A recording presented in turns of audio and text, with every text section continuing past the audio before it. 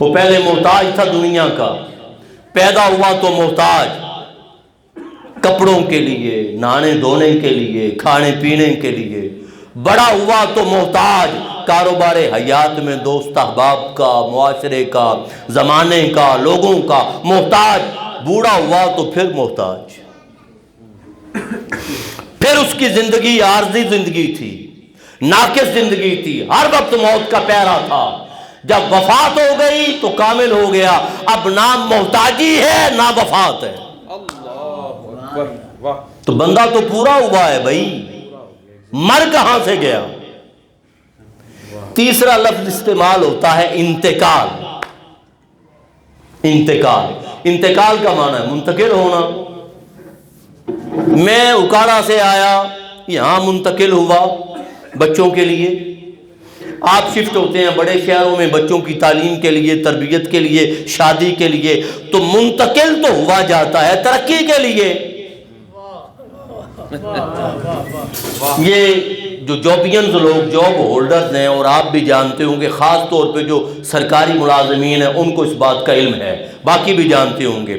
کوئی بندہ کسی کی اگر پوسٹنگ ہو کسی جگہ پہ اور اس کی پروموشن ہونی ہو، ایک وقت گزر جائے اور وقت آ جائے پروموشن کا، اور پروموشن ہونی ہو تو اس کی وہ جو مدت ٹینیور ہے وہاں پہ جس جگہ پہ رہتا ہے اس کو توڑا جاتا ہے اور پروموشن کے لیے کسی اور جگہ پہ منتقل کیا جاتا ہے، شفٹ کیا جاتا ہے، ٹرانسفر کیا جاتا ہے۔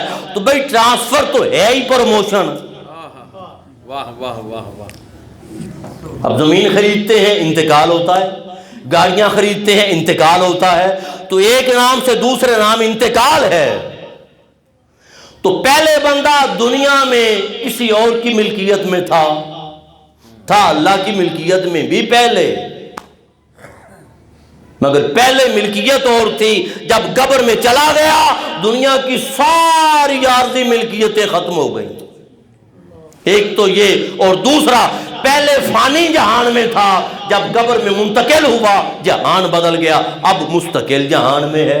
تو وہ تو ایک جہان سے، عارضی اور فانی جہان سے دائمی اور مستقل جہان میں منتقل ہوا ہے، منتقل ہوا ہے۔ تو چوتھا لفظ استعمال ہوتا ہے وصال۔ تو بھئی وصال، اور یاد رکھ لیں ہر لفظ مقام و مرتبے کے مطابق استعمال ہوتا ہے۔ یہ وصال عام طور پہ اولیاء کے لیے استعمال ہوتا ہے، ہر ایک کے لیے نہیں ہوتا، کانشیسلی ہر ایک کے لیے نہیں ہوتا۔ تو وصال کا معنی ہے ملاقات۔ تو کوئی ملاقات تو ہے جو دنیا میں نہیں تھی، اور ایک کوئی ملاقات تو ہے جو دنیا میں نہیں تھی۔ تو جب جو ہی روح پرواز کی، پہلی ملاقات عرش پر خدا کے ساتھ، دوسری ملاقات قبر میں مصطفیٰ کے ساتھ صلی اللہ علیہ وآلہ وسلم، اور اسی کو ہی حضور نے تحفہ کہا، تحفۃ المومن۔ یہی تحفہ ہے، یاد رکھ لیں یہ تحفہ مرنے کے بعد ملتا ہے۔ کیا بات ہے، واہ۔ یہ تحفہ، اب تزکیہ کی بات بھی آ جائے گی، جملہ میرے ذہن میں آگے، یہ تحفہ موت کے بعد ملتا ہے، چاہے تو فرشتے والی موت ہو جائے، چاہے اس موت سے پہلے انسان خود کو مار لے،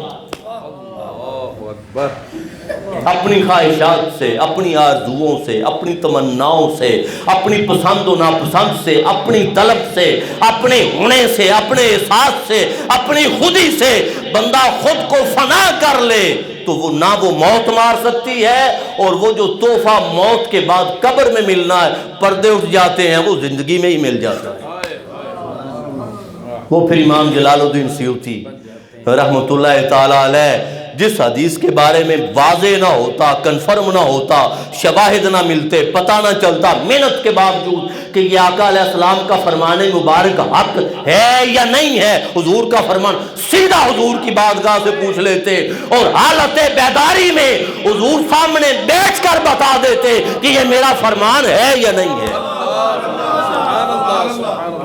سامنے بیٹھ کر حالت بیداری میں آقا علیہ السلام نے امام جلال الدین سیوطی کو حدیث کا کام کروایا، 72 دفعہ حالت بیداری میں تاجدار کائنات کی زیارت ہوئی، اور حضرت ابو العباس مرسی رحمت اللہ تعالیٰ علیہ آپ فرماتے ہیں لو وجب عنی رسول اللہ طرفۃ عین ما وددت نفسی من زمرۃ المسلمین، اگر ایک لمحے کے لیے بھی تاجدار کائنات میری نگاہوں سے اوجھل ہو جائیں میں اس لمحے خود کو مسلمان ہی نہیں سمجھتا۔